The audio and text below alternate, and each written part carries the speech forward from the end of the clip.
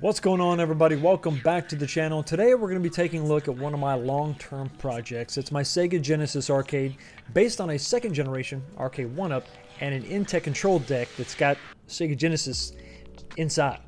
Now, I've already made a couple videos on this and I like the way this turned out, with one notable exception, and that's the look of the control deck. While it plays fine, it certainly doesn't look fine. Now, to be fair to Intech, they couldn't do anything that was going to kind of run the risk of having some kind of copyright infringement situation, so they went super generic with the overlays, and that's fine. But the wood trim on the side, come on, I mean, maybe for an Atari control deck, but a Genesis, it's just not going to cut it.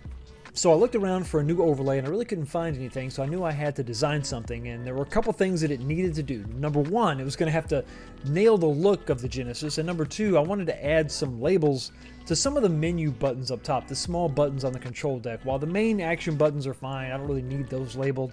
You know, the start button, the select button, the reset buttons, they're just all the same color and shape, and they needed to be labeled. So I set out a couple months ago to design something. I came up with something that I think looks pretty good. Once I got it printed out and that was delivered, then it was time to install it.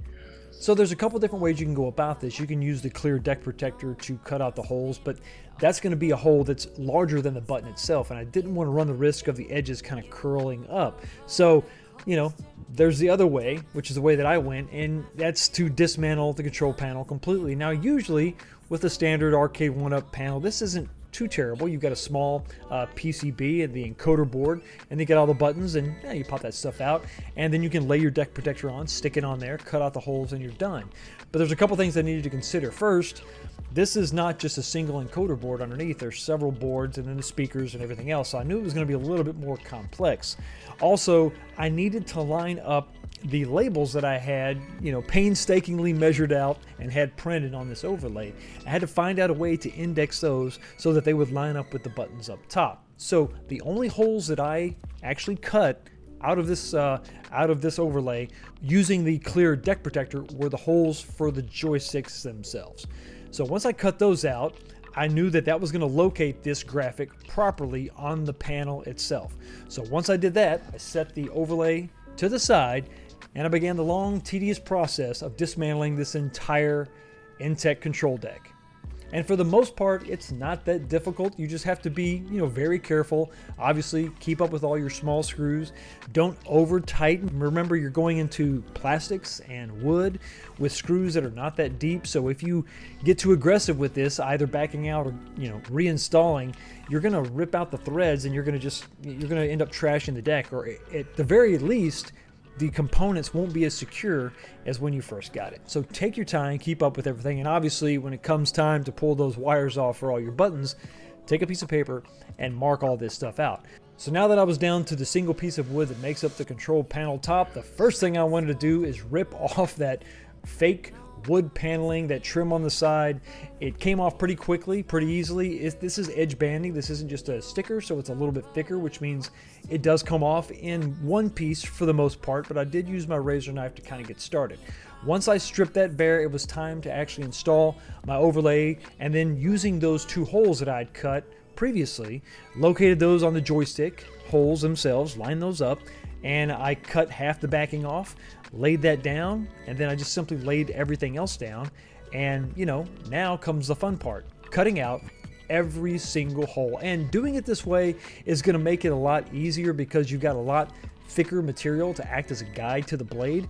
And also doing this, you know, when you put everything back together, the buttons are going to lay on top of your cut line. So even if your cut line is just a little bit jaggy, it's not going to matter because the buttons are going to hide it. So with the control panel overlay installed, with all the holes cut, with the red tape around the edges, it was time to reassemble this whole mess. And remember, take your time. Make sure you have all the screws. Don't just forget a screw and slap it back together. Also, a little bit of a helpful hint. What I did is when I put the screws back in that actually screw into wood, I did add a little bit of wood glue to the threads just to act as kind of a thread locker to help this thing stay as secure as possible. Once I got it all back together though, I put it back on the cabinet, took a step back, and I gotta tell you, damn, I'm happy with the way this thing turned out. Just wanna hold it, don't wanna swim it over. It feels like you got it, you want your role.